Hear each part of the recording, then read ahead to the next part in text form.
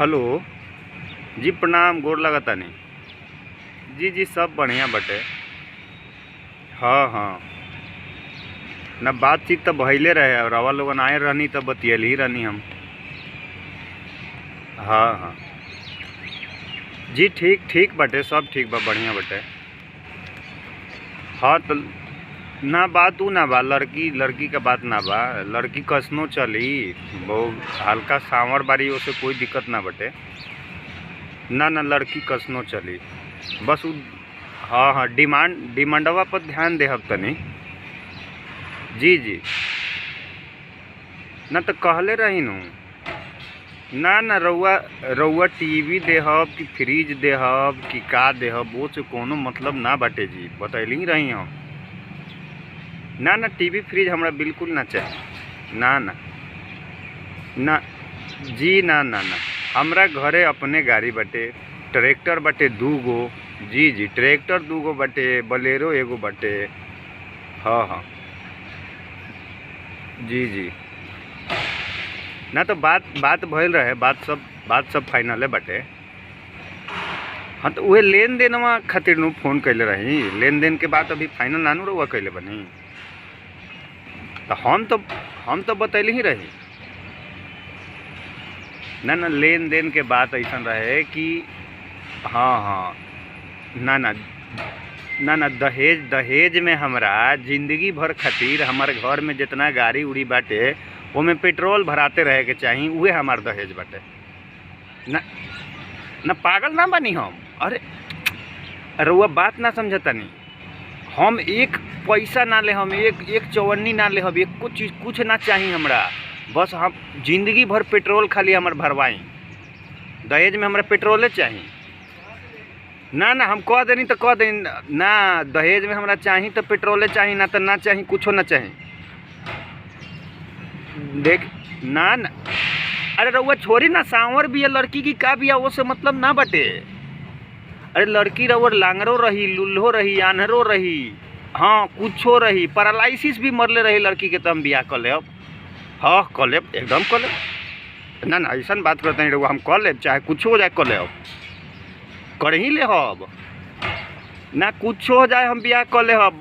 बस रउआ ई बात पर ध्यान दी, हमरा दहेज में पेट्रोल चाही तो चाही। ना जी ना, हमरा टीवी ना चाही, एलईडी ना चाही, फ्रिज ना चाही, कुछ ना चाही।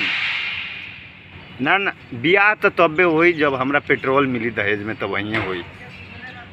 ना जी ना ना, केहू ना मांगेला तो तब कोई ना मांगता तो ओकर हम ठेका लेके थैले बानी। हमरा चाही न जी, हमरा चाही तो चाही ना, हम कुछ ना जानता नहीं।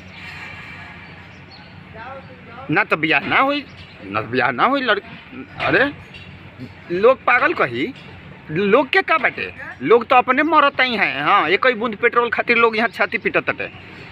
ना ना, हमरा दहेज में पेट्रोले चाहिए। हाँ, अगर देवे के बा, अगर कुछ हो, हाँ जे लोग आशीर्वादों देवे आवता, उहो आधा लीटर 1 लीटर जितना सक्षम होके वो, हाँ पेट्रोले लेके आवत। हाँ, वो मुँह देखौनी सब में पेट्रोल। जे आदमी वहाँ दूल्हा देखे आई वो पेट्रोले लेके आई। हम पैसा कौड़ी ना ले, अब 21 रुपया, 51 रुपया, हाँ 100 रुपया, एकदम ना ले अब जी ना, हमरा पेट्रोले चाहिए। ना तो हम पहला ही यही खातिर सुनी ना, यही खातिर तो हम फोन करके रउआ से अलग में बतिया तनी। हमार घरों के लोग हमरा पागल कहता कि पगला गए। लेकिन अरे पागल के बात बाटे, ये सोची कि हम कितना दूर से सोचा तानी, ये अभी केकरो समझ में ना आवता, आगे चल के समझ में आए। ना रोवत ना बनी जी, तो अपने के विचार कर ली, अपने घर परिवार सब कोई बैठ के आपस में। हाँ ना जी, सब कुछ भी तिलक चढ़े जब आई हमारे घरे, तो ओहू में कुछो अर्तन बर्तन कुछो ना, पैसा कौड़ी कुछ ना चाहिए। हाँ, जवन रस्म रिवाज हो सब पेट्रोल। ना तो हम तो पंडियो जी के कह दिले बानी, पंडियो जी के हमनी के सिक्का उक्का ना देहब, पेट्रोले देहब। ना तो हमारे पंडित जी तैयार बारे। हाँ हाँ, उनको भी गाड़ी बाटे। पंडित जी के तो हम पहले ही 10 लीटर तेल देवे के कह दिले बानी। अच्छा ठीक बाटे जी। हाँ तो अपने के विचार कर ले हम लोग। हाँ हाँ रख तनी तो गोड़ लगे तनी प्रणाम। ठीक बा ठीक।